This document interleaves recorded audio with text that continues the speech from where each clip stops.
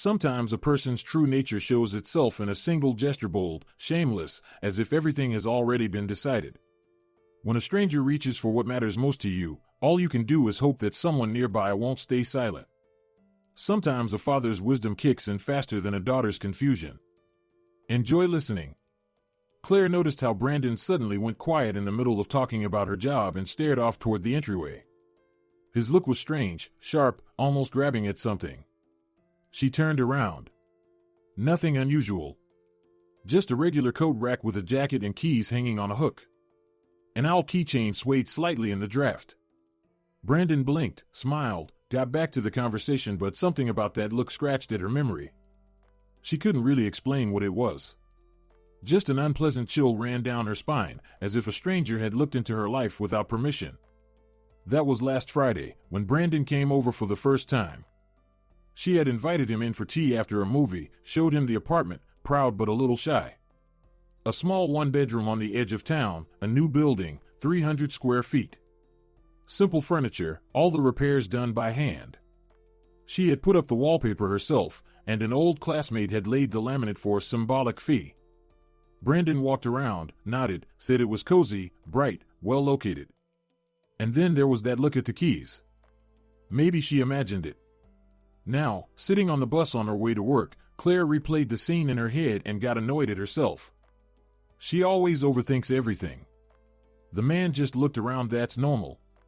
And honestly, Brandon was a decent guy. They'd been dating for 3 months, and he'd never let her down.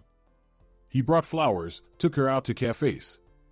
True, usually during lunch hours or special deals, when set menus were cheaper. But that was smart saving. Claire lived the same way, counting every dollar. After 6 years of mortgage payments, she was used to squeezing every cent. She made the last payment in July last year and still couldn't quite believe the apartment was fully hers. The bus jolted over a pothole. Claire swayed, leaned her shoulder against the window. Outside, gray 5-story buildings drifted past, billboards, auto repair shops. January had turned out slushy, the snow had darkened, piled up in dirty heaps along the roads. The city was waking up reluctantly. It was 7:30, and people were dragging themselves to work with the same tired faces she saw reflected in the glass. Fatigue had settled deep into their features. 33 years old, and it felt like she had lived 2 lives. The first ended 8 years ago, when she divorced Ed. Their son had just turned 2. Ed left for another woman. Claire was left alone with a child, no place to live. They stayed in corners of his aunt's apartment. For 6 months she moved from one rental to another before finally deciding on a mortgage. Government child benefits went toward the down payment, the rest was a loan. They bought a 1-bedroom in a building still under construction, way out on the edge of the city, where buses ran once an hour, but it was theirs. She paid it off for 6 years. Worked as an accountant at a trading company. Her salary was $3,500, half went straight to the bank. She saved on everything. Bought clothes on sale, didn't go to cafes, bought her son toys from online second-hand sites. Ed paid child support irregularly. Sometimes he'd send $300, then disappear for 3 months. Claire didn't take him to court, didn't demand anything. Her pride wouldn't let her. She managed on her own. She made the last payment in July. Walked out of the bank, sat down on a bench by the entrance, and burst into tears. People walked past, glanced at her, but she just sat there crying from relief. The apartment was completely hers now. Not the bank's. Not mortgaged. Hers. No one could take that away. There just wasn't really anyone to celebrate with. Her son lived with Ed's mother, that's how it turned out. Claire worked late, and there was no one to leave the child with. Her former mother-in-law, Rachel, a strong but fair woman, suggested taking her grandson in for a while. "Until you get back on your feet," she said. "I'll help." Claire agreed. She had no choice. She planned for a year, maybe 2. It stretched into 6. Her son got used to his grandmother. Claire got used to being alone. They saw each other on weekends, talked every evening. Claire sent money, bought clothes and toys, supported him financially, but her son's life went on without her. It ate at her from the inside, but what could she do? Work, debt, exhaustion, the same day over and over. And then she met Brandon. Sarah, a co-worker from the neighboring department, introduced them. She took Claire to a company party in November. Brandon worked for a construction company, came with business partners. Tall, athletic, smiling. 7 years younger than Claire, but it didn't bother her he looked mature. He approached her himself, struck up a conversation, walked her to a taxi, asked for her number. The next day he texted. A day later, he invited her to the movies. At first, Claire refused. After Ed, she didn't trust men. She'd gone on a few dates, nothing good came of it. Some jumped straight to crude suggestions, others turned out to be whiners who talked for hours about their ex-wives. She got tired of it and decided, that's it. I'll live alone. I'm not a kid anymore. I've outgrown romance. But Brandon was persistent. He wrote every day, asked how she was doing. He didn't push, didn't pressure her. His jokes were light, never vulgar. After a week, Claire agreed to meet. They went to the movies, then to a cafe. He talked about his job. A sales manager, traveling to sites, signing contracts. His income, he said, varied anywhere from $5,000 to $7,500 a month, depending on how things went. Claire listened, nodded. The numbers were impressive, but she didn't dig too deep. She wasn't planning to get married right away. They dated for 2 months before Claire told him about her son.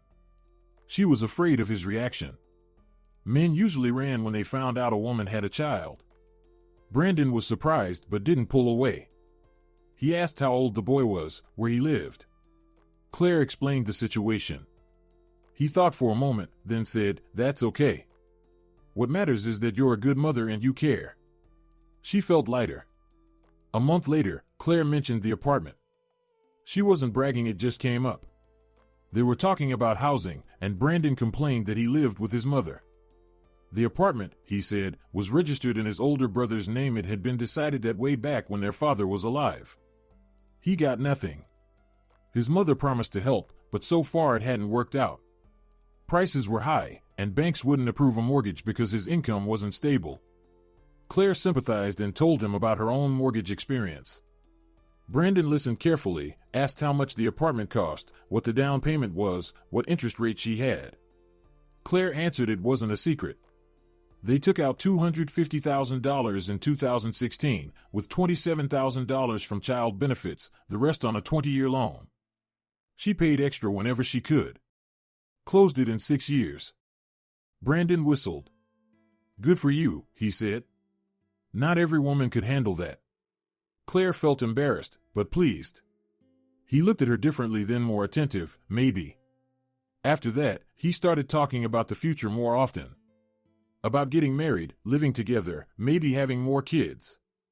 Claire didn't object, but she didn't rush either. At first, she thought she should introduce him to her parents and see how they got along.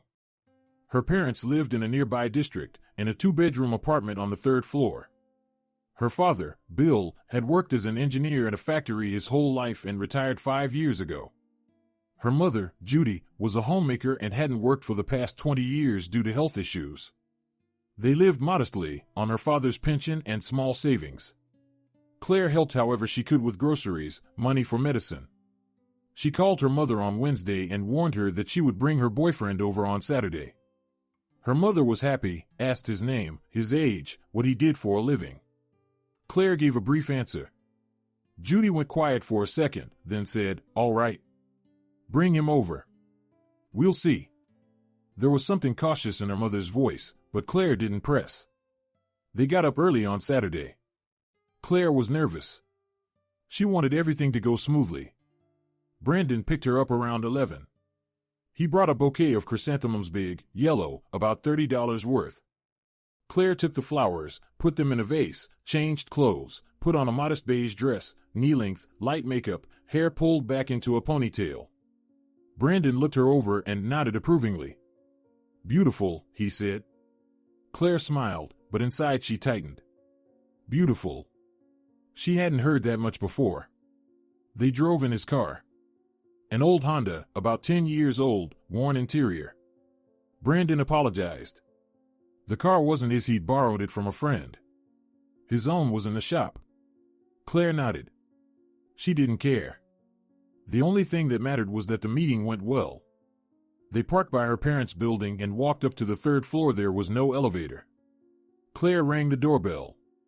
Her mother opened the door, smiled, hugged her daughter, then shook Brandon's hand. Come in, take off your shoes. The apartment smelled of pies and something else homemade, warm. Claire took off her boots. Brandon slipped off his shoes and hung his jacket on the coat rack in the entryway. They went into the kitchen. Her father was sitting at the table, reading a newspaper. He looked up and nodded. Hello. Brandon held out his hand. Bill shook it firmly, held it for a moment, looked him straight in the eyes, then let go and nodded again. Have a seat. The table was set simply. An old tea set with cracks, but polished to a shine. Judy poured tea, fussed around, offered food. Brandon praised the cooking. Judy visibly brightened. Claire sat beside him, quiet, watching. Her father spoke first. So, you're working? Brandon nodded. I'm a sales manager at a construction company. I deal with contracts, clients. The pay's decent, about $5,000 on average. Bill narrowed his eyes. And on average means what exactly? Brandon hesitated. Well, sometimes more, sometimes a bit less. Depends on sales. I see, her father nodded. Do you have your own place? Claire tensed. Brandon blushed slightly. Not yet. I live with my mother.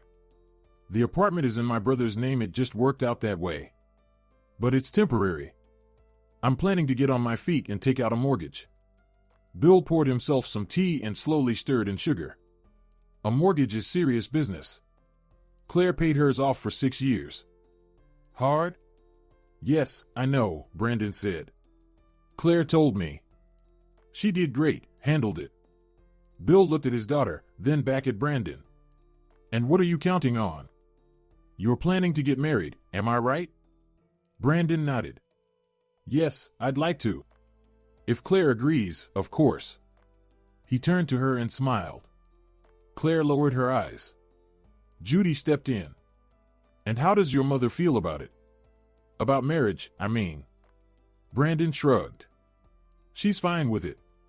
She wants me settled, married, with kids. A normal mother's wish. Judy nodded. And where do you plan to live after the wedding? Brandon hesitated. Claire felt everything inside her clench. Well, I was thinking at Claire's place. She has her own apartment, it's convenient. And then we'll see, maybe we'll trade up for something bigger later.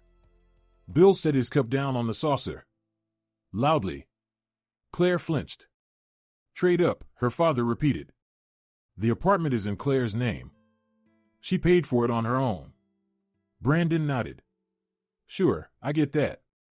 But we'll be a family. Everything will be shared. He smiled again, but the smile looked forced. Bill stayed silent, but Claire saw his jaw tighten. Judy changed the subject to the weather, to grocery prices. The conversation shifted to neutral ground. Brandon relaxed and started talking about work, about the projects his company was building. Bill listened, asked clarifying questions. Brandon got mixed up in the details, first naming one district, then another, saying a project was finished, then saying it was still underway. Claire noticed her parents exchange a glance.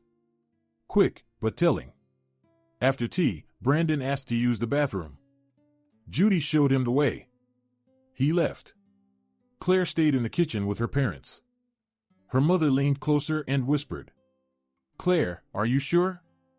There's something slippery about him. His hands feel grabby. Did you see how he looked at your keys? In the entryway, when he hung up his jacket. He stared like he was calculating something. Claire frowned. Mom, you're exaggerating. Maybe he just liked the keychain? I have that bright owl hanging there. Judy shook her head. He wasn't looking at the keychain. He was looking at the keys. Her father stayed silent, but his gaze was heavy. Brandon came back. They said their goodbyes and agreed to call later. Claire kissed her mother. Her father nodded. They stepped out onto the landing, went downstairs, got into the car. Brandon exhaled. Well, it went okay, right? Claire nodded uncertainly. Yeah, okay. Though my dad was a bit tense. Brandon snorted. Fathers are always like that. They test the guy. It's normal. He started the car and pulled away.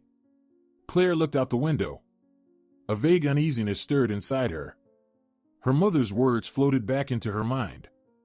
Grabby hands. Looking at the keys. She tried to remember how Brandon had looked at the coat rack. It seemed normal. Or was there something? That sharp, clinging look just like the one she'd noticed at her own place. No, Claire decided. Mom's just being overprotective. After Ed, she didn't trust any man. She was afraid Claire would get hurt again. That made sense, a mother's instinct. But Brandon wasn't Ed. He was different. Right? He dropped her off at her building.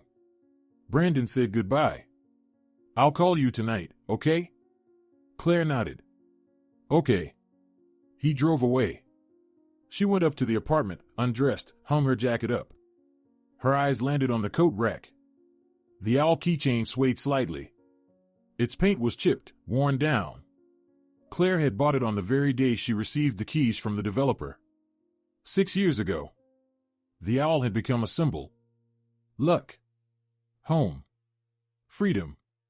Claire had never replaced it, even though the paint had long peeled off and one eye was almost completely worn away.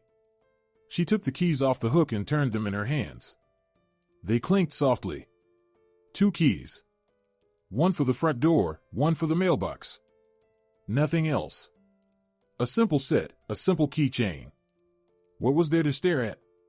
Claire put the keys back, went into the kitchen, filled the kettle, sat down at the table, and dropped her head into her hands. She was tired of work, of worry, of constant thoughts. She just wanted silence, but silence didn't come. Fragments of conversations, looks, intonations kept spinning inside her. Something was wrong, something important, but she couldn't grasp what exactly. The kettle boiled.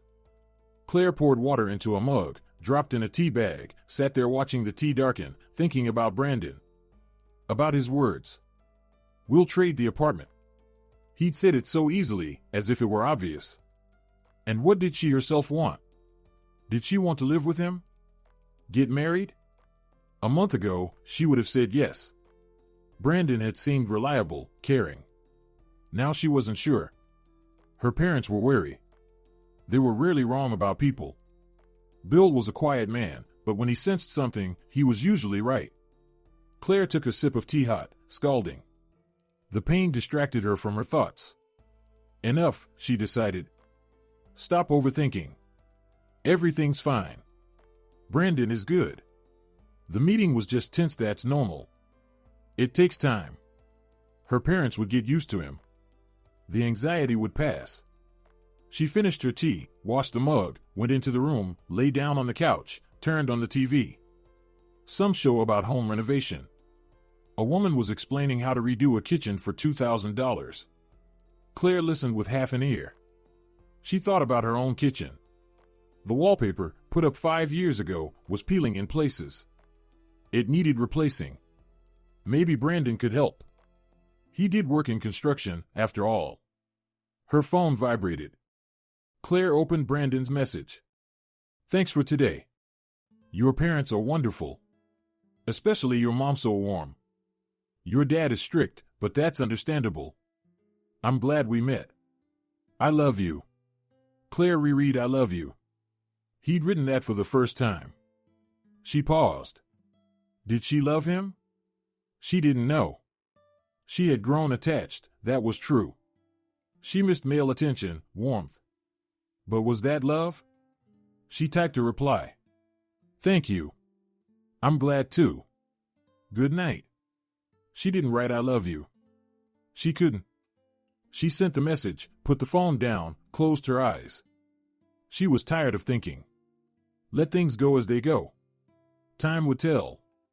But the anxiety didn't leave. It lived inside her, quiet, persistent, like a splinter under the skin. Not painful, but irritating.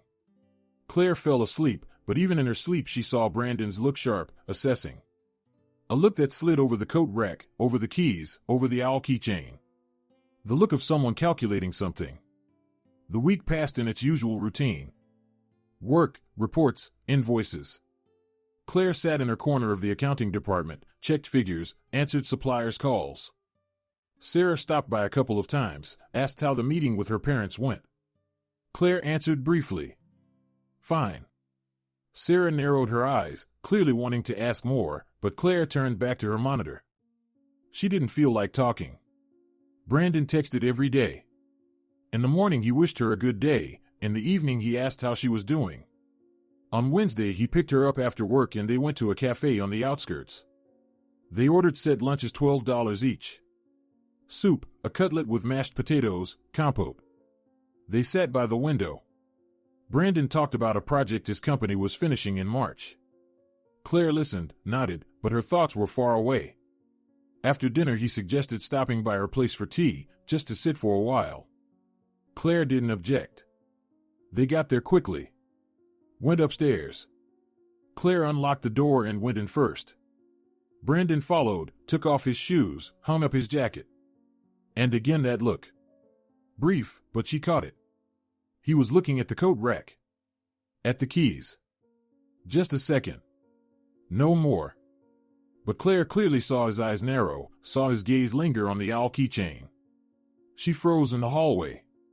Brandon turned around and smiled. Why are you standing there? Shall we have some tea? His voice was normal. Nothing suspicious. Claire blinked and nodded. Yes, I'll put the kettle on. She went into the kitchen, filled the kettle, turned it on. Her hands were shaking. She clenched them into fists, then relaxed them. Calm down, she told herself. It's nothing. He just looked. Maybe the keychain really does catch the eye. It's worn, kind of funny. Brandon went into the room and sat on the couch. Claire brought tea and cookies. They sat down. Brandon kissed her on the temple. You seem distracted. Something wrong? Claire shook her head. No. Just tired. A lot of work. He stroked her hand. I get it. You work so much, you don't take care of yourself. You should rest more. Maybe we could go on vacation. Somewhere by the sea. Claire smiled faintly. In February? What sea? Brandon shrugged. Florida. Mexico. It's warm there now. Claire shook her head. I can't afford that. I don't have money for trips like that. Brandon thought for a moment. What if we do it together? I'll cover the tickets, you handle the rest. Claire remembered his words about earning $5,000. If that was true, paying for tickets wouldn't be a problem. But something inside resisted. She didn't want to owe him. Thanks, but let's not. Maybe in the summer. Brandon didn't push. Okay, as you say. They drank tea and talked about random things. Then he asked, do you have spare keys? Claire became alert. Why? Brandon shrugged. Just in case. What if you lose them and don't have spares? Claire slowly shook her head. No spare keys. Just these. Brandon nodded. Maybe you should make some. I can order them. My friend works at a key shop. Quick, cheap. Claire took a sip of tea. No need. I don't need them right now. Brandon looked at her strangely. Well, as you wish. I was just suggesting it. Just in case. They stayed another half hour, then Brandon got ready to leave. It's late. I have to get up early tomorrow. Claire walked him to the door. He put on his jacket, turned back, kissed her goodbye. See you tomorrow. I'll call. Claire nodded. See you. He left. Claire locked the door and leaned against the frame. The question about spare keys kept spinning in her head. Why had he asked? Really just in case, or was there another reason? She walked over to the coat rack, took down the keys, turned them in her hands. 2 keys. The owl keychain. Why did he need to know? Claire sat down on the couch and picked up her phone. She dialed her mother's number. Judy answered after the third ring. "Hello, Claire. Is something wrong?" Claire was silent for a moment. "Mom, tell me honestly, what do you really think about Brandon?" Her mother sighed. "Claire, I don't want to upset you. You're an adult, you decide for yourself. But I don't like him. There's something off about him. Bill feels the same way." Claire tightened her grip on the phone. "Can you be more specific?" Judy was quiet for a moment. "He was looking at your keys. When he hung up his jacket, I saw it. And then again, when he went to the bathroom. I was standing in the hallway, he didn't notice me. He stopped by the coat rack and stared for a long time. Then he pulled himself together and walked on. But I saw it." Claire closed her eyes. So she hadn't imagined it. He really was studying the keys. "Why?" Her mother went on. "And he keeps bringing up the apartment. Talking about trading it, making it bigger. Claire, he's aiming for your place. I can feel it." Claire said nothing. Everything inside her tightened into a hard knot. She didn't want to believe it, but her mother's words matched her own observations. The look at the keys today. The question about spare ones. The talks about a shared future. It all came together into a picture she didn't like. "Mom, thank you. I'll think about it." Judy sighed. "Just don't rush. Take a closer look. And remember, your father and I are always here." Claire thanked her, said goodbye, and hung up. She sat in silence. Outside, the city hummed cars, voices, someone's music. Life went on as usual, while everything inside her felt turned upside down. She went to bed late, tossed and turned for a long time, thinking. In the morning she woke up exhausted, her head buzzing. She went to work and spent the day half asleep. Sarah came by again, but Claire waved her off. "I'm fine. Just didn't sleep well." "Listen," he said at last. "I'll tell you straight. I didn't like him." His eyes dart around, he gets his words mixed up. "And he was looking at your keys, I saw it. Not for nothing. He's planning something. Maybe not right away, but sooner or later he'll try something. You need to understand that." Claire closed her eyes. "Dad, I don't even know what to think. Maybe I'm being too suspicious." Bill sighed. "You're not. A mother's heart doesn't lie, and neither does mine. Just be careful. Guard your keys, don't leave them lying around, and don't put them in his hands." Claire promised. Her father said goodbye and hung up. She was alone. The silence pressed down on her. She stood up, went to the coat rack, took the keys, carried them into the bedroom, hid them in the nightstand by the bed, in the drawer under the clothes. She closed the drawer, stood there thinking, then opened it again, took the keys out, brought them back to the hallway, and hung them on the hook. "This is ridiculous," she thought. "Hiding keys in my own apartment from my own boyfriend." But was he really her boyfriend anymore? After today's conversation, she wasn't sure. He'd gotten offended, left without saying goodbye. Maybe he wouldn't write again. And that would be fine. Maybe even better. She wouldn't have to be the one to end it. But Brandon did write, late that evening. "Sorry about today, I got carried away. Let's forget that conversation. I love you, I don't want to fight." Claire read it and didn't reply. She went to bed. The phone vibrated again. "Claire, please write something, I'm worried." She turned the sound off, placed the phone face down, and closed her eyes. The next week dragged on slowly. Brandon wrote every day, apologized, asked to meet. Claire replied briefly and refused, blaming work and exhaustion. He didn't back off. On Wednesday he showed up at her office, waiting by the entrance. Claire walked out, saw him, wanted to turn back, but he noticed her and walked over. "Claire, how long is this going to go on? Talk to me properly." She stopped. "Talk." Brandon sighed. "I get it, you don't trust me. After your ex-husband, it's hard for you. But I'm not him. I want to be with you. I want to help, to care for you. Give me a chance." Claire looked at him, searching his eyes for sincerity, and found something else. Persistence. Stubbornness. A need to get what he wanted. Brandon, I'm not ready. Not now. Let's take a break. He frowned. A break? So, breaking up? Claire shrugged. I don't know. Maybe. Brandon flushed. Because of what? Because of the keys? Claire, that's nonsense. So I looked at your key, so what? Maybe I liked the keychain. Or maybe I was just thinking. You're making a mountain out of a molehill. Claire shook her head. No, I'm not. You looked more than once, asked about spare keys, talked about trading the apartment. All of that together looks suspicious. Brandon clenched his fists. Suspicious. So I'm a criminal now, right? Trying to steal your precious little one-bedroom? Claire, wake up. I'm not after your apartment. I don't need it. I can earn my own place. I just wanted us to be together. But if this is how you see me, then maybe a break really is needed. Think about it. I will too. He turned and walked away.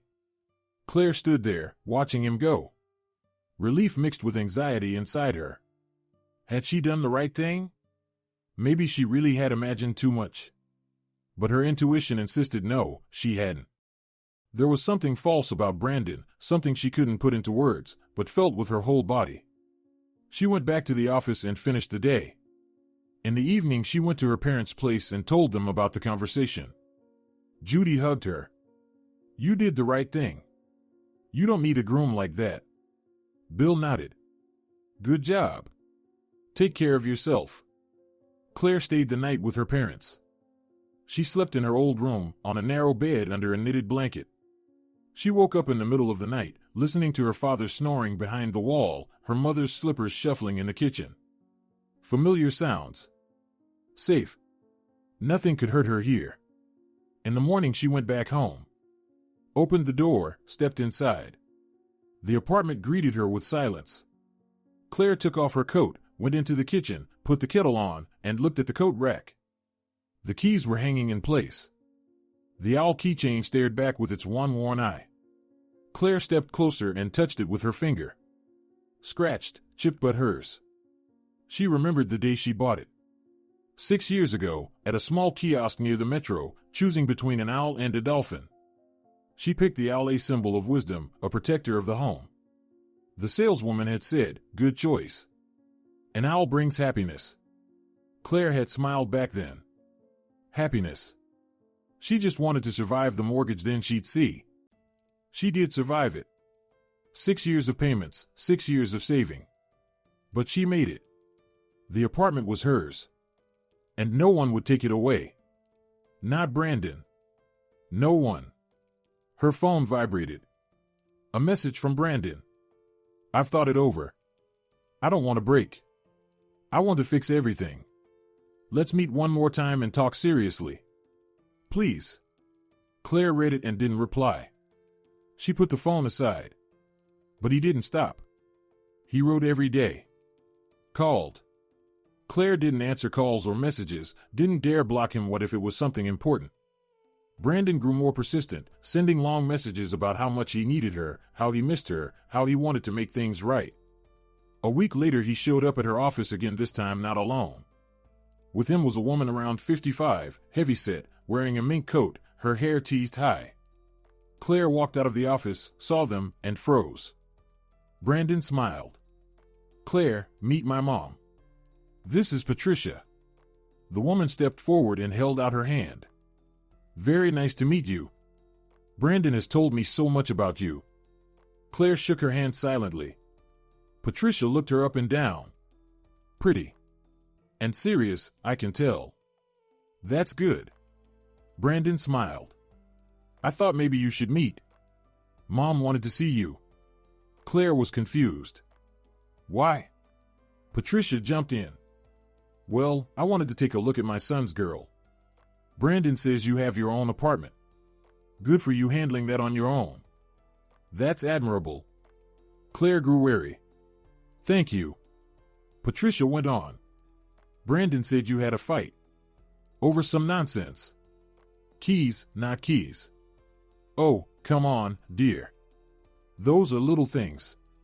What matters is that you suit each other. Claire frowned. Excuse me, but that's our business. Patricia smiled, but the smile didn't reach her eyes. Of course, of course. I'm just a mother, I worry. I want my son to be happy. Claire looked at Brandon. He stood beside his mother, smiling, but there was tension in his eyes. He had brought his mom to apply pressure, to make it harder for Claire to say no. It was so obvious that Claire almost smiled. Patricia noticed. Is something wrong? Claire shook her head. No, everything's fine. I just have to go. Work. Excuse me. She turned and walked back into the office. Brandon called after her. Claire, wait. She didn't turn around. She went inside, up the stairs, her heart pounding. He'd brought his mother to pressure her, to convince her. That was too much. That evening she called her mom and told her everything. Judy gasped.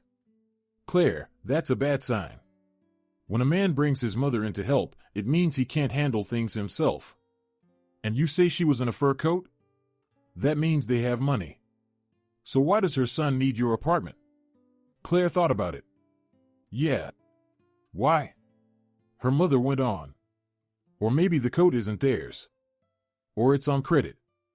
People live on loans these days. Maybe they're just looking to move into something ready-made with you. Claire clenched the phone. I don't know, Mom. But I don't like any of this. Judy sighed.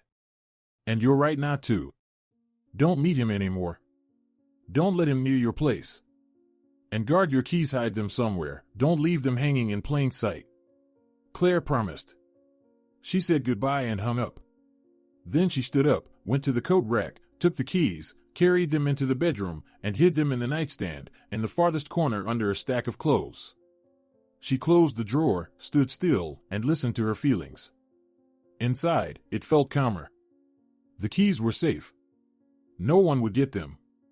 The next few days passed quietly. Brandon didn't write or show up. Claire almost relaxed, thinking he had backed off. But on Friday evening, the doorbell rang. Claire walked over and looked through the peephole. Brandon stood on the landing. Alone. His face was serious. Claire didn't open the door. She stood silently behind it. Brandon rang again. Then he knocked. Claire, I know you're home. Please open the door. We need to talk. Claire stayed silent. Brandon knocked harder. Claire, don't ignore me. This is stupid. Open the door for 5 minutes and I'll leave. Claire stepped closer to the door. Talk like this. Through the door. Brandon sighed. Okay. Listen. I realized I was wrong. I pushed you, rushed you. I'm sorry. Let's start over. No talk about keys or the apartment. Just dating, getting to know each other. Slowly. The way you want. Claire rested her forehead against the door.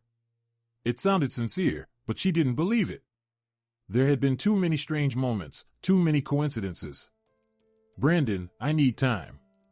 He was quiet. How much? Claire shrugged, though he couldn't see it. I don't know. Maybe a month. Maybe more. Brandon sighed louder. A month. Fine. I'll wait. But know this, I won't give up. I want to be with you, and I'll keep trying. Claire said nothing.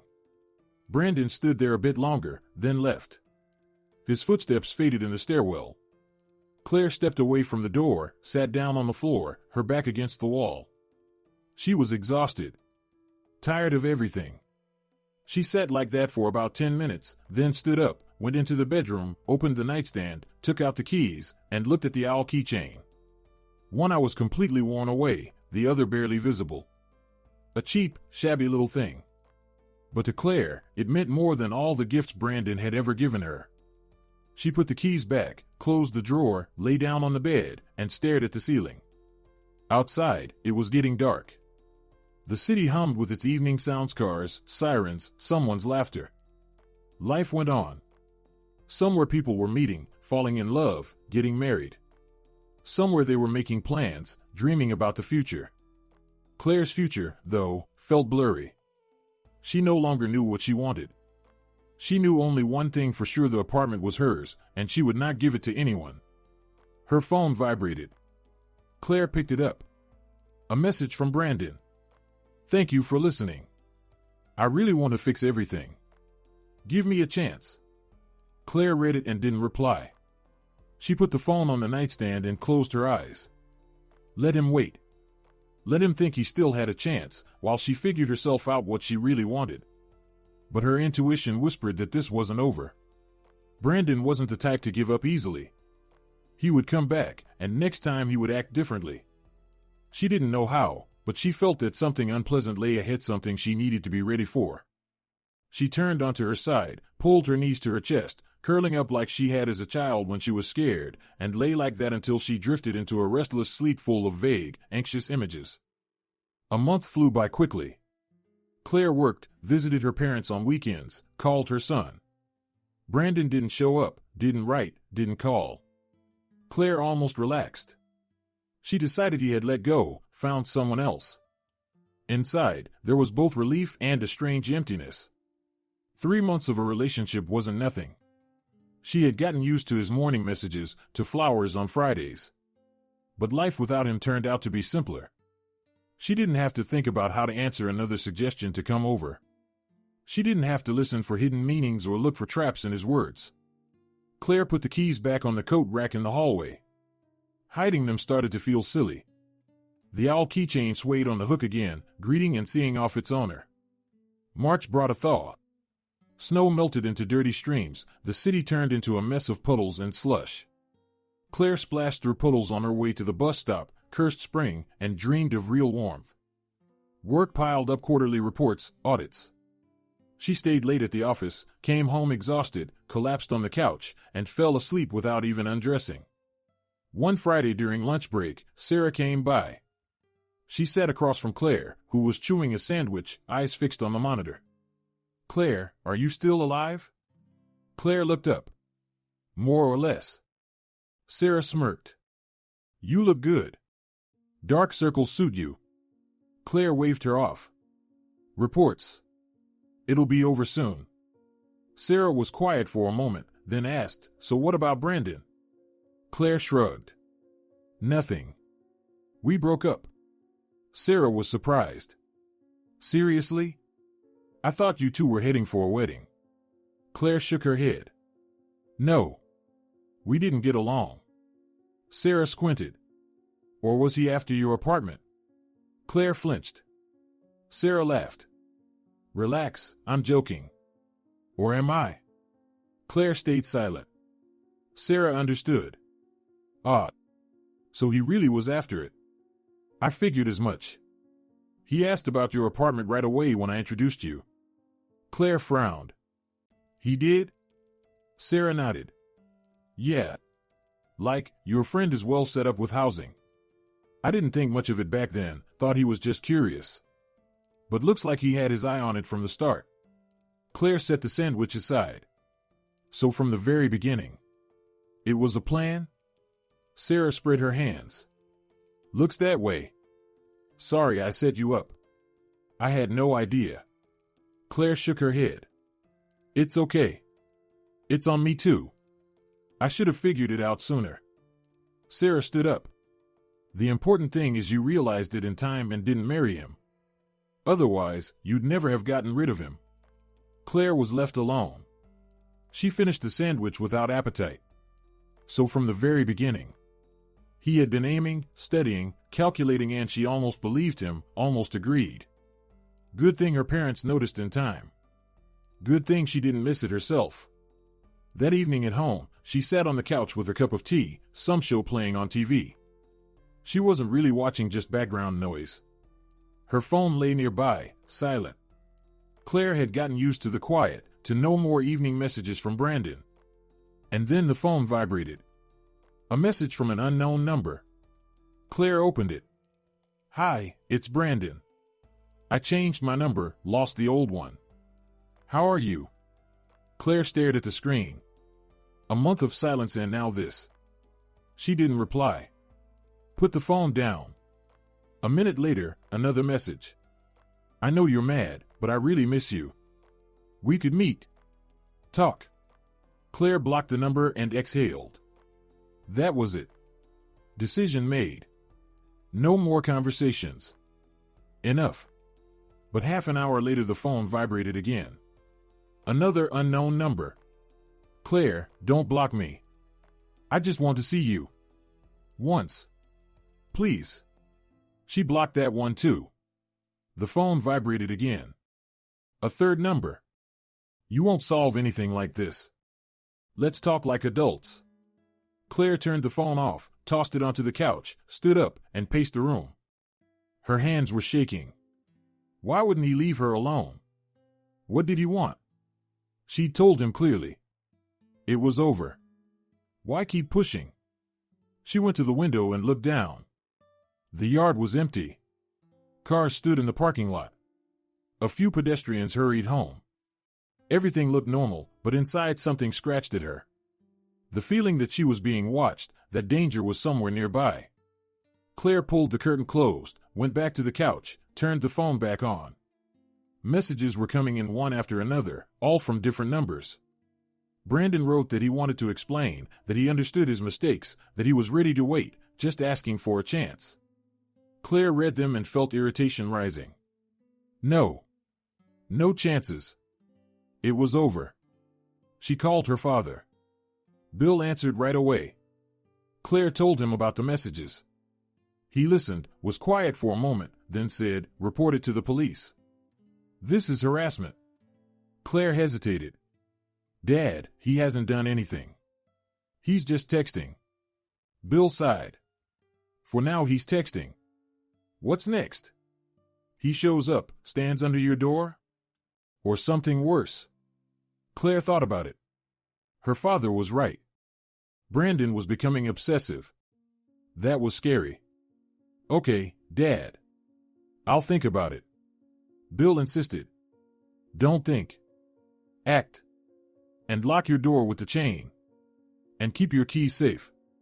Claire promised. They said goodbye. She stood up and went to the hallway. Looked at the door. The chain was there but not latched. Claire slid it into place. Then she checked the locks.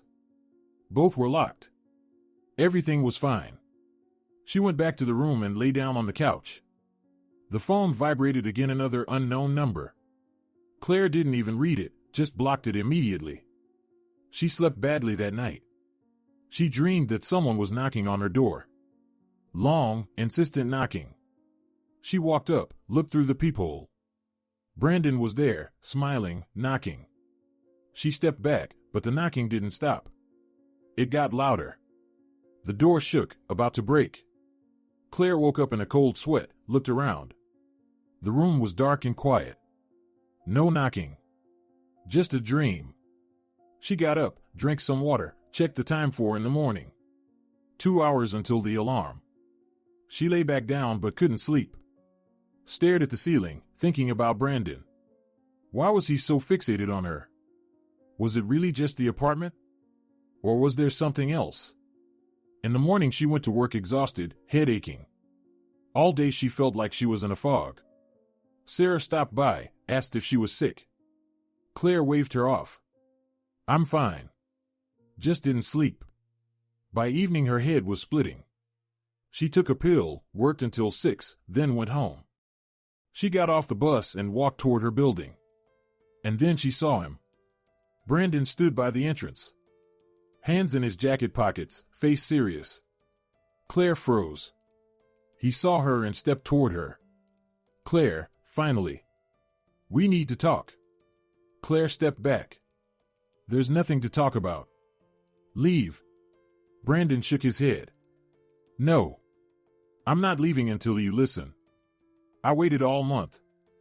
Thought you'd cool down. But you block me, don't answer. That's not fair. Claire gripped her bag tighter. I told you everything back then. It's over between us. Leave me alone. Brandon stepped closer. Claire, you don't understand. I really want to be with you. I'm ready for anything. Move in with you, help with your son, work more. Just give me a chance. Claire shook her head. No. Leave, or I'll call security. Brandon smirked. What security? There is no security here. He was right. The intercom had been broken for a long time. No cameras. No guards. Just a regular new apartment block on the outskirts. Claire looked around. It was getting dark. There were few people outside. She felt scared. Brandon noticed. What are you afraid of? I'm not a maniac. I just want to talk. Let's go up to your place. Have some tea. Talk calmly. Claire stepped back again. No way. Leave, Brandon. This is the last time I'm saying it. Brandon frowned. Why are you so stubborn? I'm not asking for anything terrible. Just a conversation. Or do you really think I'm after your apartment? Claire, come on. I'm not like that. Claire dialed her father's number. Brandon saw it and snatched the phone from her hand. Hey! What are you doing? Claire swung at him, but he stepped back. Give it back. Brandon hid the phone behind his back. Talk to me first. No phone. Claire screamed. Give it back right now. A neighbor came out of the building, a heavy-set man in his 40s, wearing a tracksuit. What's going on here? Claire turned to him. He took my phone. Please help. The neighbor looked at Brandon. Give the phone back to the woman. Brandon twisted his face. She's my girlfriend. This doesn't concern you. We're sorting it out. The neighbor stepped closer. Give it back, I said. Or I'm calling the police. Brandon hesitated. Then he threw the phone at Claire. Here. Doesn't matter anyway. You don't listen to me. He turned and walked away. Claire caught the phone and pressed it to her chest. The neighbor looked at her. You okay? Claire nodded. Yes. Thank you. The neighbor nodded back. Next time, yell right away. Don't argue with people like that. He went back inside. Claire stood there, breathing heavily. Her hands were shaking. She looked around. Brandon was gone, disappeared around the corner. Claire quickly went into the building, rushed up to her floor, unlocked the door, went inside, locked both locks, slid the chain into place, and leaned her back against the door. Her heart was pounding. The phone vibrated. A message from Brandon from his old number. So he hadn't lost it after all. He wrote, You shouldn't have involved the neighbor. I just wanted to talk. Now I understand you're afraid of me. And you shouldn't be. I don't want to hurt you. I just want you to understand. We're meant to be together. I won't back down. Claire blocked the number and called her father. Bill listened and grew dark. That's it. Tomorrow you go to the police and file a report. These are already threats. Claire agreed. Okay, Dad. I will. That evening she couldn't sleep. She sat on the couch, taking valerian drops. Every sound on the staircase made her flinch.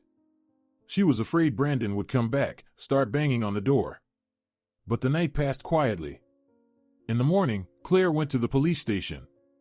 She explained everything to the officer on duty. He wrote it down and nodded. File a statement. Claire did. She described everything in detail: the stalking, the messages from different numbers, the scene by the building. The officer accepted the report and said they would look into it. Claire left with an uneasy feeling. She didn't really believe it would help. At work she couldn't focus. She made mistakes in calculations, forgot what she'd been doing a minute earlier. Sarah noticed. Claire, maybe you should go home? You're pale. Claire shook her head. No. I'll work. I'll manage. Around lunchtime, a message came from an unknown number.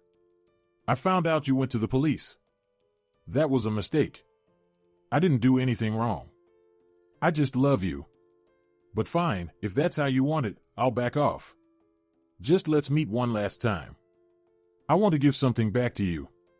Claire frowned. Give back what? She hadn't given him anything except weight. The ring. She had returned the ring, and he'd thrown it into a snowdrift. But winter was over, the snow had melted. Maybe he found it? Why would she need it? She didn't. She typed a reply. I don't need anything. Leave me alone. She sent it. The reply came instantly. Not the ring. Something more important. Meet me by your building at 7 tonight. I'll come alone. I promise. Claire thought about it.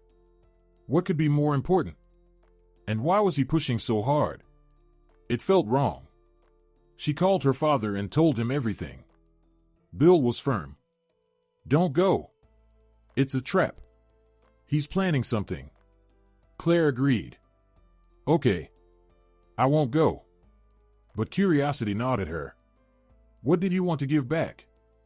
By evening she couldn't take it anymore. She decided to go to the building, but not alone. She called the neighbor who had helped her the day before and explained the situation. He agreed. I'll come. I'll stand nearby. If anything happens, I'll step in. At 7 in the evening, Claire got off the bus. The neighbor was already by the entrance and nodded at her. I'm here. Claire thanked him. They waited. Brandon showed up exactly at 7, alone. He saw the neighbor and frowned. Why did you bring him? Claire crossed her arms.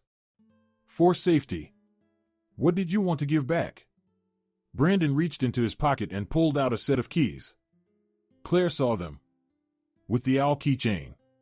She froze. How? How do you have my keys? Brandon smirked.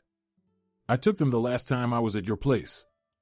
You went to the bathroom, I took them off the rack, made copies, put them back. You didn't notice. Claire went pale.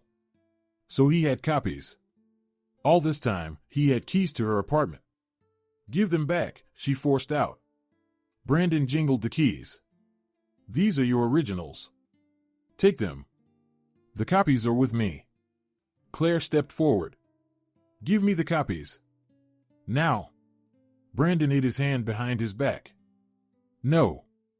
The copies stay with me until you agree to talk. Properly. No police, no neighbors. Just us. Claire flared up. Are you out of your mind? I'll never let you into my apartment. I'll go in whenever I want. I have the keys. A cold chill ran down Claire's spine. The neighbor stepped forward. Kid, give her the keys. The easy way. Brandon looked at him. And who are you supposed to be? Her bodyguard? The neighbor clenched his fists. Give them back, or you'll regret it. Brandon stepped back. All right, all right. No need for fists. He handed the keys to Claire. Here. These are your originals. The copies stay with me. Insurance. Claire took the keys and squeezed them in her hand. The owl keychain dug into her palm. I'll change the locks, she hissed. Brandon shrugged. Change them. But until you do, I can come in any time. My mom too, by the way. She really wants to see your apartment, figure out what could be renovated. Claire choked with rage. You. She couldn't find the words. Brandon smiled. I just want you to understand. We'll be together. One way or another. You're mine. And your apartment will be mine too. Sooner or later. He turned and walked away. Claire stood there, gripping the keys. The neighbor looked at her, stunned. What a psycho. Claire looked up. I need to change the locks. Right now. The neighbor nodded. I know a guy. I'll call him. He took out his phone and dialed. Claire listened as he explained the situation. The locksmith promised to come within an hour. Claire went upstairs. Went inside, closed the door, sat down on the hallway floor, and pressed the keys to her chest. The owl keychain stared with one eye worn, chipped, familiar. How dare he take her keys, make copies, threaten her? She took out her phone and called her father, told him everything. Bill swore her for him. That bastard. Change the locks immediately. And call the police. Add to your statement. This is theft now. Claire promised. The locksmith arrived quickly and changed both locks in half an hour. Claire paid him, thanked him, and was left alone. The new keys lay in her palm shiny, unfamiliar, without the owl. The old keychain was still on the old keys Brandon had returned. Claire took it off and put it on the new set. The owl swayed again. Back where it belonged. She hung the keys on the coat rack and looked at the door. New locks. Brandon couldn't get in anymore, his copies were useless. She felt a bit of relief, but the fear didn't go away. He knew where she lived. He could wait for her, threaten her again. Something had to be done. She called the police and dictated an addition to her report. The officer wrote it down and said Brandon would be called in for questioning. Claire hung up. Questioning. And then what? He wasn't stupid, he'd deny everything. Say he found the keys and wanted to return them. Or claim Claire gave them to him and was now making things up. That evening she couldn't sleep. Claire paced the apartment, checked the locks, looked out the window. The yard was empty, cars parked, no one suspicious. But the anxiety wouldn't leave. She sat on the couch, hugged her knees. What now? Wait until he backs off? Or would he never back off? The phone vibrated. A message from Brandon. Change the locks? Good job. But it doesn't change anything. I'll still get what I want. You'll be mine. And the apartment too. Claire threw the phone onto the couch. Her hands were shaking with rage and fear. She stood up, went to the coat rack, took the keys, looked at the owl keychain. One eye had long been worn away, the other barely visible, but the owl was still there. Watching. Guarding. Claire pressed the keys to her lips and whispered, "Protect me. Help me." It was silly asking a toy for help. But there was no one else to ask. The police were powerless until Brandon did something truly serious. Her parents were far away. The neighbor was kind, but he wasn't a bodyguard. Claire was alone. As always. She put the keys back on the rack, went into the bedroom, lay down on the bed without undressing, and closed her eyes. Tomorrow was Saturday. She'd go to her parents, tell them everything in detail. Maybe her father would think of something. He was smart, experienced, he'd find a way. But sleep wouldn't come. Claire lay there, listening to the sounds of the building, the creak of the elevator, doors slamming, footsteps on the stairs. Every noise made her tense. What if it was him? What if he was standing outside her door? But no. Silence. Only her own heartbeat pounding in her ears. Toward morning she drifted into a restless sleep. She dreamed the door opened. Brandon walked in, smiling. "I warned you. Now the apartment is mine." Claire screamed, but no sound came out. He walked to the coat rack and took the keys. The owl keychain fell to the floor and shattered. Claire rushed to pick up the pieces, but they disappeared in her hands. She woke up at 7. Her head was heavy, her body numb. She got up, washed her face, looked in the mirror, pale face, dark circles under her eyes. She looked 40, and she was only 33. Life had worn her down. The mortgage, the divorce, the loneliness. And now this an obsessive ex who wouldn't let go. Claire got dressed, packed a bag, and went to her parents. Bill opened the door and hugged her. He didn't say anything, just held her. Claire pressed her face into his shoulder. She didn't cry, but her throat tightened. Judy came out of the kitchen and gasped. "Claire, what happened to you? You look gray." Claire went into the kitchen, sat at the table, and told them everything about the keys, the threats, the locks. Her parents listened, growing darker. Bill clenched his fists. Judy shook her head. "Claire, something has to be done. You can't live in constant fear like this." Claire nodded. "I know. But what? The police aren't doing anything. They say until he poses a real threat to my life, they can't act." So what am I supposed to wait until he kills me? Bill stood up and paced the kitchen. No. You're not. We have to act ourselves. He stopped and looked at his daughter. Listen. Go to his place. To his mother. Talk to her. Explain the situation. Maybe she'll talk some sense into him. Claire hesitated. Dad, she's on his side. Remember, she came to my work. Bill nodded. I remember. But a mother is still a mother. She won't want her son to end up in prison for stalking. Claire thought about it.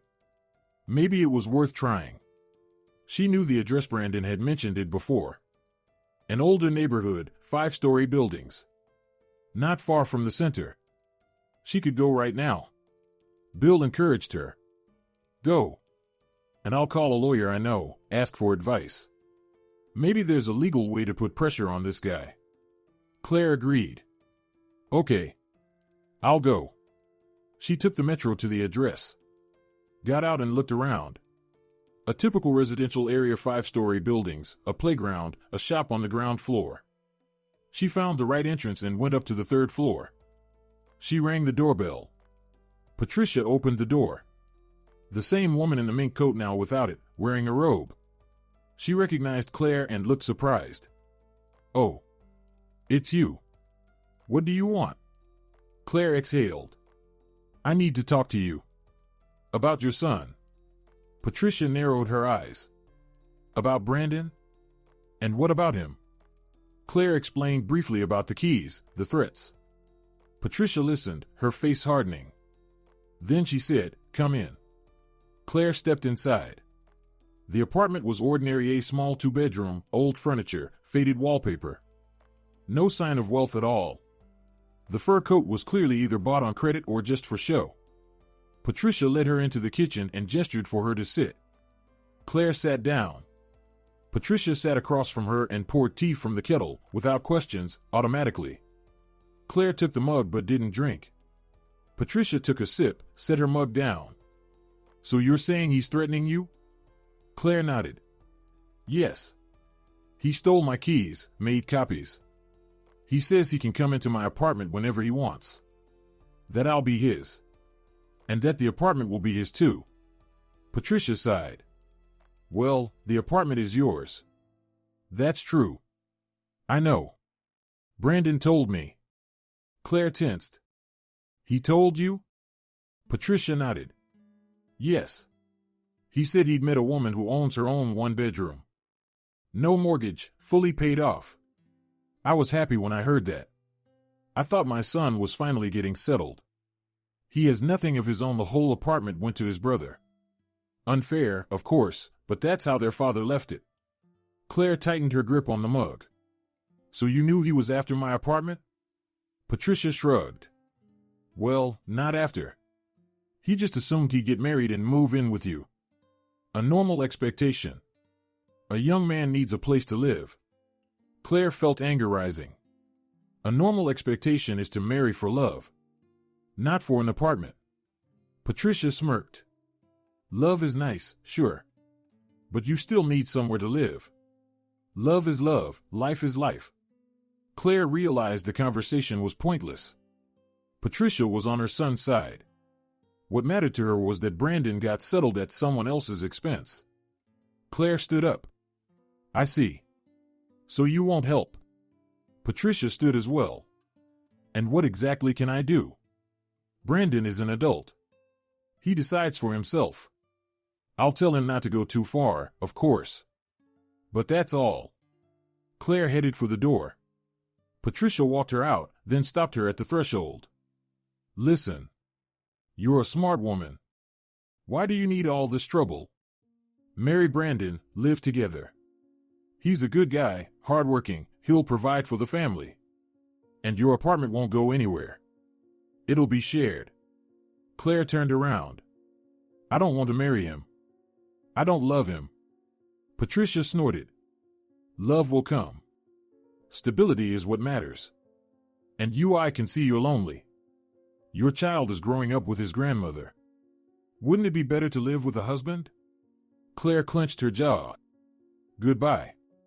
She left and went down the stairs. Outside, she took a deep breath. Useless. His mother was on his side. She would cover for him. She had to find another way. Claire went back to her parents' place and told them about the conversation. Bill listened and nodded. That's what I expected. All right, then we'll act differently. The lawyer says we can file a lawsuit for emotional distress and for stealing the keys. If we win, Brandon will get a record. That should cool him down. Claire hesitated. Dad, that takes time. Courts, lawyers, I can't afford it. Bill waved his hand. We'll find the money. The important thing is that you're safe. Claire nodded. Okay. Let's try. They agreed to meet the lawyer on Monday. Claire stayed the night with her parents. She didn't want to go back to her empty apartment. She was afraid Brandon might show up again, even though the new locks should protect her. Sunday passed quietly. Claire helped her mother around the house, talked with her father. In the evening she called her son. He talked about school, about his friends. His voice was bright and happy. Claire listened and thought she should bring him to live with her. But how? Work, exhaustion, and now this whole situation with Brandon. No, not yet. Let him stay with his grandmother for now. It was calmer there. On Monday morning, Claire went to work. She spent the whole day on edge, waiting for the evening and the meeting with the lawyer. She left early at 6 and went to his office. Her father was already there. The lawyer, a serious man in his 50s with glasses, listened to the story and asked clarifying questions. Then he said, "The case is complicated, but you have a chance. We need evidence, messages, witnesses. Your neighbor should be involved, he saw the threats. And the police report already exists, that's a plus. We'll file a claim. If the court sides with you, Brandon could get probation or a fine. And a restraining order." Claire agreed. "Let's do it. What do I need to do?" The lawyer gave her a list of documents. Claire wrote everything down and promised to gather it all within a week. They said goodbye and left. The week was tense. Claire collected screenshots of messages, wrote statements, met with the neighbor, who agreed to testify. Brandon kept writing. The threats grew more direct. "You'll regret this. I'll get what I want. The apartment will be mine." Claire saved everything. By the end of the week, the file was ready. The lawyer filed the lawsuit. He said the review would take a month or two. Claire felt a bit of relief. At least something was moving. But Brandon didn't stop. Now he waited for her outside work. He didn't approach, just stood across the street and watched. Claire saw him and went cold. She told her boss. A security guard began walking her to the bus stop. One evening, as Claire was walking from the stop toward her building, she heard footsteps behind her. She turned around. Brandon. He was following her, about 10 meters back. Not catching up, just walking. Claire sped up. He did too. She almost ran. She rushed into the building, up to her floor, burst into the apartment, slammed the door, and leaned against it, breathing hard. Her phone vibrated. A message from Brandon. "Did you see how scared you were? No need to be afraid. I won't hurt you. I just want you to understand. I'm nearby. Always." Claire threw the phone onto the couch and burst into tears out of helplessness, fear, exhaustion. How long would this last? When would he leave her alone? She went to the coat rack and took the keys. The owl keychain swayed, scratched, one-eyed, but familiar. Claire pressed it to her cheek and whispered, "Help me. Protect me. I can't do this anymore." And then the phone rang. Claire picked it up. An unfamiliar number. "Hello?" A man's voice answered. "Is this Claire?" "Yes. This is the court calling. Your case has been scheduled for a hearing. In 2 weeks. Please be prepared." Claire thanked him and hung up. 2 weeks. She just had to hold on for 2 weeks. Then the court. And let Brandon answer for everything. Let him get what he deserved. She hung the keys back in their place and looked at the owl. The one-eyed guardian. A symbol of the home she had defended 6 years ago and would defend again. At any cost. The 2 weeks dragged on painfully. Claire went to work, came home, checked the locks 3 times every evening. She slept badly. Every sound on the stairwell made her jump and listen. Brandon didn't show up at her building, but messages kept coming every day, from different numbers. We'll see each other in court soon. I'll tell the judge what you're really like. Greedy. Paranoid. You ruined our relationship over some apartment. We could have been happy. I'll still get what I want. Sooner or later. Claire didn't reply. She saved screenshots and sent them to the lawyer. He nodded approvingly. Great evidence. The court would take it seriously. But that didn't make her feel any better. She felt cornered. Work slipped through her fingers. Colleagues glanced at her sideways, pale, worn out, dark circles under her eyes. Sarah brought her coffee, sat beside her, and said, "Hang in there. It'll be over soon." Claire nodded, but she didn't believe it. It felt like this would never end, like Brandon had become part of her life, a dark shadow she couldn't shake. On Friday, a week before the hearing, Claire went to her parents. They needed to go over the final details and prepare. Bill met her at the door and hugged her. He didn't say anything, but worry was written in his eyes. Judy set the table, pies, tea, jam. Claire sat down but couldn't eat. There was a lump in her throat. Her father took out the papers the lawyer had given them and spread them on the table. Here's the neighbor's statement. Here are the message screenshots. Here are the police reports. Everything's in order. The lawyer says the case is solid. The judge should side with you. Claire nodded. She should. But what if she doesn't? Bill squeezed her hand. She will. Don't think about the worst. Your mother and I will go to court with you. We'll support you. Claire forced a smile. Thanks, Dad. Her mother brought valerian drops. Drink this, Claire. It'll calm you down at least a little. Claire obediently drank it. Bitter, unpleasant. But half an hour later it really did help. The tension eased, her eyelids grew heavy. Her mother laid her down on the couch in the living room and covered her with a blanket. Claire drifted off. She dreamed of the sea, warm, calm. She was walking barefoot along the shore, the sand warmed by the sun, no one around. Silence. Peace. Suddenly a familiar voice behind her, Brandon. She turned. He was standing there, smiling, holding out his hand. Keys in his palm. The owl keychain swayed. He said, "You forgot these with me. Here." Claire grabbed the keys, but they crumbled into sand and slipped through her fingers. Brandon laughed. She woke up in a cold sweat. It was dark outside, the clock showed 2 a.m. In the next room her father was snoring softly. Claire got up, went to the kitchen, poured herself water, drank it in one gulp. Her hands were shaking. The dream felt too real. She ran a hand over her face and rubbed her eyes. Her phone lay on the kitchen table. The screen was glowing. A message had come in. Claire picked it up. An unknown number. I know you're at your parents'. Saw you go into the building. Cozy there, under Mom and Dad's protection. But sooner or later you'll go back home. And I'll be waiting. Claire went cold. He was watching her. Either he'd been waiting near her parents' building or he'd guessed. She'd been staying there a lot lately. Claire blocked the number, went back to the living room, lay down on the couch, and didn't sleep again until morning. The week before the hearing passed in a haze.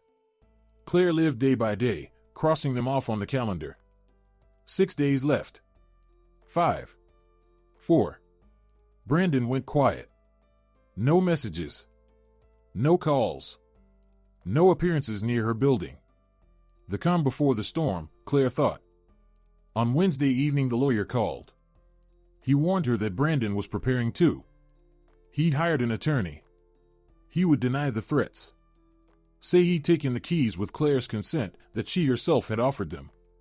Claire felt cold all over. But that's a lie. I have proof. The lawyer reassured her. Evidence is stronger than words. Don't worry. Come to court. Tell the truth. It'll be fine. Claire hung up. It didn't feel like it would be fine. But there was no choice. She had to go all the way. Friday. The day of the hearing. Claire got up at 6, exhausted, her head heavy. She put on a strict gray dress and tied her hair into a bun. She barely used any makeup. Her face was pale, dark circles under her eyes, no point hiding them. Let the judge see what she'd been through. Her parents picked her up at 8. Bill in a dark suit, Judy in a beige dress with a handbag. Her mother hugged her. "Everything will be okay, Claire. We're with you." Claire nodded, not really believing it. They took the metro. The courthouse was in the center, an old, gray, gloomy building. They climbed the steps and passed through the metal detector. Inside, it smelled of dust and bureaucracy. Narrow corridors, high ceilings. People sat on benches along the wall, some with lawyers, some alone. Tired, tense faces. The lawyer met them outside the right courtroom, greeted them, shook Bill's hand. "Everything's ready. We go in when they call us. The previous case should be finishing up." They sat down and waited. 10 minutes later, the courtroom door opened. A man and a woman came out, both with stone faces. Behind them, the clerk, a gray-haired woman with glasses. "Mosley versus Jordan. Come in." Claire stood up. Her legs felt weak, her hands cold. Her parents followed. They entered the courtroom, a small room, the judge's bench raised at the front, 2 tables for the parties, a few chairs for witnesses and observers. Tall windows let in dull daylight. At the left table sat Brandon, already in a suit and tie. Collected. Confident. Beside him, his lawyer, a woman in her 40s in a business suit, a folder of documents in front of her. Brandon looked up and met Claire's eyes. He smiled, not maliciously, almost kindly. Claire looked away. She sat at the right table. Her lawyer settled in beside her and spread out the papers. Bill and Judy took seats behind them. Her mother placed a hand on Claire's shoulder and squeezed. Claire covered her mother's hand with her own. The door behind the judge's bench opened. A woman around 55 entered, wearing a robe, with short hair and a stern face. Everyone stood. The judge sat down and nodded. "You may be seated. We'll begin." The clerk read out the case summary. Claire Mosley files a claim against Brandon Jordan. Allegations: theft of keys, threats, stalking, emotional distress. The claimant requests a restraining order, compensation for moral damages in the amount of $6,000, and administrative liability for the defendant. The judge looked at Claire. "Claimant, please present the circumstances of the case." Claire stood up. Her throat was dry, the words stuck. She cleared her throat and began. "We dated for 3 months. Brandon repeatedly showed interest in my apartment. He looked at my keys, asked about spare ones. After I decided to end the relationship, he stole my keys and made copies. He threatened to enter my apartment whenever he wanted. He stalked me, waited for me near my workplace and my home. I was forced to change the locks and contact the police." The judge listened and nodded. "Do you have evidence?" The lawyer handed over a folder. Screenshots of messages. The neighbor's testimony. The police report. The receipt for changing the locks. The judge reviewed them and set them aside. "Defendant, your version?" Brandon stood up. He spoke calmly, confidently. "Your Honor, I did not steal the keys. Claire gave them to me herself and asked me to make copies. She said it would be more convenient if I had spares. That's what I did. I returned the originals and kept the copies. At the time, we were dating and planning to get married. This is normal practice for a couple." Claire jumped up. "That's a lie." The judge raised her hand. "Claimant, do not interrupt. You'll have your turn." Claire sat down, fists clenched. Brandon continued. "As for the messages, yes, I wrote them because I was worried." Claire abruptly ended the relationship without explanation. "I tried to understand, to talk. Maybe I was overly persistent at times, but there were no threats. I never said I would harm her. I just wanted to save our relationship." Brandon's lawyer stood up. "Your Honor, I ask that we include in the case the testimony of the defendant's mother." She confirms that the claimant herself spoke about plans for living together and discussed giving the keys. She handed over a folder. The judge took it and skimmed through it. Claire felt cold all over. Her lawyer leaned toward her and whispered, "Don't worry. We have witnesses too." The judge looked at Claire's lawyer. "Anything to add?" The lawyer stood. "Your Honor, we request to call a witness, Mr. David Chen. He witnessed the incident where the defendant threatened the claimant and demonstrated the stolen keys." The clerk left and returned with the neighbor. He walked to the witness stand and sat down. The judge warned him about liability for perjury. He nodded. "Please tell us what you saw." The neighbor testified. How Brandon waited for Claire near the building. How she asked him to return the keys. How Brandon said the copies would stay with him, that he would enter the apartment whenever he wanted. How he threatened that Claire would be his, and the apartment too. He spoke clearly, without hesitation. Brandon's lawyer stood. "Witness, do you know the claimant well?" The neighbor shrugged. "We live in the same building. We say hello." The lawyer smirked. "So you're not close. Isn't it possible you misunderstood the situation? Maybe it was just a lover's quarrel, and you took it as a threat?" The neighbor shook his head. "No. I understood everything correctly. The woman was scared, shouting, asking for her keys back, and he refused, saying nasty things. I'm not deaf." The judge nodded. "That's sufficient. The witness is dismissed." The neighbor stood and left. Claire exhaled. He had testified well, clearly and convincingly. The judge reviewed the documents again, then looked at Brandon. "Defendant, explain why you needed the claimant's apartment keys if you were not living together and were not legally married." Brandon hesitated. I wanted to help. Water the plants if Claire went away. Look after the apartment." The judge narrowed her eyes. "Claimant, do you have plants that need watering?" Claire stood. "No, Your Honor. I don't have any houseplants." The judge looked at Brandon. He blushed. "Well, I didn't know. I thought there were some. I just wanted to be useful." The judge set the papers aside. "Defendant, you claim the claimant gave you the keys herself. However, the witness testimony and the messages you sent indicate otherwise. In your messages, you directly state, 'I'll come in whenever I want, the apartment will be mine.' How do you explain that?" Brandon glanced at his lawyer. She stood up. "Your Honor, those were emotional statements. My client was distressed by the breakup and wrote under emotional stress. They should not be taken literally." The judge shook her head. "The statements are unambiguous. These are not metaphors, but direct threats." She looked at Brandon. "Defendant, do you realize that theft of keys and threats may result in criminal liability?" Brandon went pale.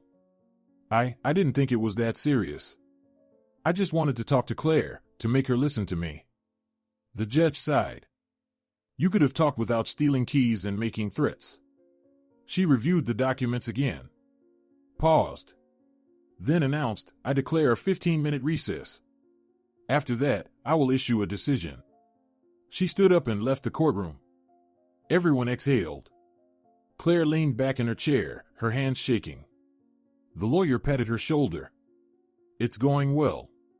You can tell the judge is on your side." Claire nodded, hardly believing it. Bill came over and put his arms around his daughter. "Well done. You're holding up." Judy wiped her tears with a handkerchief. "It'll all be over soon, Claire." Brandon sat at his table in silence. His lawyer whispered something to him. He nodded, then lifted his head and looked at Claire. Long and heavy. Claire met his gaze and didn't look away. The 15 minutes felt endless. Finally, the door opened, the judge returned, and everyone stood. She sat down, took a sheet of paper, and read aloud. Having reviewed the case materials and heard the parties and witnesses, the court reaches the following conclusion. The defendant, Brandon Jordan, is guilty of stealing keys and making threats against the claimant, Claire Mosley. The evidence presented by the claimant confirms acts of stalking and psychological pressure. Claire closed her eyes. Her heart was pounding. The judge continued, the court orders the defendant to pay the claimant compensation for moral damages in the amount of $3,000. The defendant is also prohibited from approaching the claimant closer than 100 meters or contacting her in any way. In case of violation, administrative liability applies. In case of repeated violation, criminal liability. The case materials are to be forwarded to the police to initiate administrative proceedings. The decision may be appealed within 10 days. She struck the gavel. The hearing is adjourned. Claire didn't understand at first. Then it sank in. She had won. The court was on her side. Brandon had to pay and stay away. She turned to her parents. Her mother was crying, hugging her. Her father stood nearby, wiping his eyes with his hand. The lawyer shook her hand, congratulating her. Claire looked at Brandon. He sat there pale, jaw clenched. His lawyer was gathering papers, saying something to him, but he wasn't listening. He stared at the table. Claire stood up, took her bag, and headed for the exit. At the door she turned back. Brandon lifted his head, their eyes met. He opened his mouth, wanting to say something. Claire shook her head, turned away, and walked out. The hallway was brighter, daylight streaming through the windows, dust floating in the beams. Claire took a deep breath. Free. Truly free for the first time in months. They went outside. Spring was taking over. The sun was warm, the snow had melted completely, buds were swelling on the trees, and the air smelled of thawed water and something fresh. Bill hugged his daughter. Well done, Claire. You made it. Judy wiped her tears and smiled. Now he won't dare touch you. The law is on your side. Claire nodded. Yes, Mom. Now everything will be fine. She said it, though she didn't fully believe it yet. Too much had happened. She had lived in fear for too long. It wouldn't disappear instantly. They sat down at a cafe nearby. Ordered tea and pastries, quietly celebrating the victory. The lawyer stopped by for half an hour, had a coffee, said goodbye, and wished her never to need his services again. Claire smiled. I'll try. Her parents drove her home. Bill walked her to the building entrance. Are you sure you want to stay alone? Maybe you should spend the night with us. Claire shook her head. No, Dad. I have to go back. This is my home. I won't let fear drive me out of it. He nodded. I understand. But if anything happens, call right away. Claire promised. She hugged her father, went upstairs, opened the door, and stepped inside. Silence. Familiar, comforting silence. Claire took off her coat and hung it on the rack. Her eyes fell on the keys. The owl keychain swayed worn, one-eyed. Claire took the keys down and held them in her hands. Heavy, metallic. A symbol of her life, her home, her freedom. She went into the kitchen, put the kettle on, sat at the table, and placed the keys in front of her. The owl stared with its single eye. Claire ran her finger over the chipped paint. 6 years this keychain had been with her. Through the mortgage, the divorce, the loneliness, through Brandon. It had endured. The kettle boiled. Claire poured water into a mug, dropped in a tea bag, and sat watching the tea darken. She thought about the past months, about how easy it is to lose everything, how one wrong person can destroy a life, and how important it is not to lose yourself. The phone vibrated. Claire flinched and picked it up. A message from an unknown number. Her heart sank. Him again? She opened it. Mom, when are you coming? I miss you. Her son. Claire exhaled and smiled. She typed a reply. Soon, my sunshine. Next weekend I'll take you to live with me. We'll be together. She sent it. Yes, she decided. It was time to bring her son home. Time to live normally without fear, without constantly looking over her shoulder. Brandon was no longer a threat. The court had put a full stop. She finished her tea, washed the mug, went into the room, lay down on the couch, and closed her eyes. The exhaustion hit all at once. But it was a different kind of tiredness, not from fear, but from a long battle, from victory. Claire fell asleep without nightmares, without anxiety, just sleep, deep and calm. She woke up in the morning to sunlight. It streamed through the window, bright and spring-like. Claire got up, went to the window, and looked down. The courtyard was waking up. Children were running to school, adults hurrying to work. An ordinary Saturday. Ordinary life. Claire smiled. Ordinary life, her life, the one she had defended. She got dressed, had breakfast, and cleaned the apartment. She hadn't had time for it in ages. She dusted, washed the floors, did the laundry. By evening, the apartment was spotless. Claire sat on the couch and looked around. A small one-bedroom on the outskirts. 300 square feet. Simple furniture. Wallpaper she had put up herself. Nothing fancy. But it was her home. Her fortress. And no one would take it away. The phone rang. Claire answered. Sarah. So? How did court go? Claire smiled. I won. Sarah squealed. Yes. I knew it. Well done. We have to celebrate. Let's meet tomorrow, go to a cafe. Claire agreed. Let's do it. They said goodbye. That evening, Claire sat on the couch with a cup of tea, watching some movie on TV. An old one about love, about loyalty. She watched and thought about her own life. 33 years old. Divorce, a mortgage, loneliness. And now this whole story too. But she had made it through everything. She managed. On her own. No, not on her own. Her parents were there. They supported her, helped her. Without them, she wouldn't have coped. She needed to call and thank them again. Claire dialed her mother's number. Judy answered right away. Claire, how are you? Claire smiled. I'm good, Mom. Really good. Thank you and Dad. For everything. Her mother sniffled. My girl, we're always here. Always. Just take care of yourself. And take care of your keys. Claire laughed. I do, Mom. I won't give them to anyone. They said goodbye. Claire hung up, stood up, walked over to the coat rack, and took the keys down. The owl keychain swayed. Claire lifted it to eye level and looked into its single eye. You protected me, she whispered. Thank you. She hung the keys back. She went into the bedroom, lay down on the bed, pulled the blanket over herself, and closed her eyes. Outside, the city hummed cars, voices, someone's music. Life went on. Her life, with all its hardships, pain, and losses. But it was her life, and she was the one in control of it. On Sunday morning, Claire woke up with a light heart for the first time in a long while. She sat up in bed, stretched, and looked out the window. Sunshine, blue sky, a few clouds. Spring. She got up, washed her face, got dressed. She decided to go for a walk. She hadn't walked just for pleasure in a long time, without any purpose. She left the house and walked down the street slowly, unhurried. She looked at people, at buildings, at trees. The world seemed different, brighter, kinder. She reached the park and walked along the paths. The benches were still damp after the night, but people were already sitting here and there. Elderly couples, young people glued to their phones.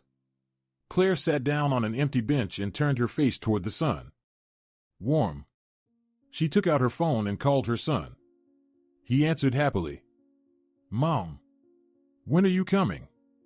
Claire smiled. Next week. I'll pick you up for the weekend. We'll be together. Her son squealed with joy. Yay! I missed you. Claire felt tears rise in her throat. I missed you too, sweetheart. So much. They talked a bit more and said goodbye. Claire sat there, looking down the path. Children were running and laughing. Life went on ordinary, simple, without drama, without threats. Just life. She got up and walked back. On the way, she stopped by a store and bought groceries. Vegetables, fruit, something for tea. She carried the bags and felt light, as if a heavy weight had finally fallen from her shoulders. At home, she put everything away and cooked lunch. Soup, potatoes with a cutlet. She ate with appetite. She hadn't eaten like that in a long time. Then she washed the dishes and tidied up. After that, she sat down with a book she hadn't been able to finish for almost 2 months. She read and enjoyed the quiet. In the evening, her father called. "How are you doing, Claire?" Claire smiled. "Good, Dad. I'm resting." Bill hummed approvingly. "Good. Rest. You've earned it." Claire went to bed early. No valerian, no anxiety. She just lay down and fell asleep. She slept deeply, without dreams. The week passed peacefully. Work, home, occasional meetings with Sarah. Brandon didn't show up. No messages, no calls, no appearances. The court decision had worked, or he had simply given up. On Friday, Claire went to pick up her son and took him from Rachel, her former mother-in-law. Rachel hugged her grandson goodbye and handed over a bag with his things. Claire thanked her and promised to bring him back on Sunday evening. Her son talked the whole way. About school, friends, games. Claire listened and smiled. How she had missed that voice. At home, she fed her son and put him to bed. Then she sat on the couch, watching him sleep. Small, precious. Everything was for him. He was the reason to fight, to live, to hope. On Saturday morning, they went to the park. They rode the swings, fed pigeons, then stopped by a cafe for ice cream. Her son laughed, and Claire watched him, feeling warmth spread inside her. In the evening, they came home. Claire cooked dinner, and they ate together. Then her son asked to watch cartoons. Claire turned on the TV, and they sat side by side. Her son cuddled up to her, and Claire wrapped her arms around him. They sat quietly, peacefully. After the cartoons, she put him to bed, read him a bedtime story, and kissed his forehead. "Sleep, my sunshine." He closed his eyes and smiled. "Mom, it's good that we're together." Claire nodded. "Yes, it is." She left the room and quietly closed the door. She walked into the hallway and looked at the coat rack. The keys were hanging on the hook. The owl keychain stared with its single eye. Claire stepped closer and touched it, worn, chipped, but faithful. It had been with her through everything. And it would stay. She took the keys and held them for a moment, heavy, metallic. Keys to her home, to her life, to her future. Claire hung them back. The owl swayed and then went still. Watching. Claire returned to the room, lay down on the couch, pulled a blanket over herself, and closed her eyes. Tomorrow was a new day, a new week, a new life. Without Brandon. Without fear. Without constantly looking back. Just life, her life, and she was ready for it.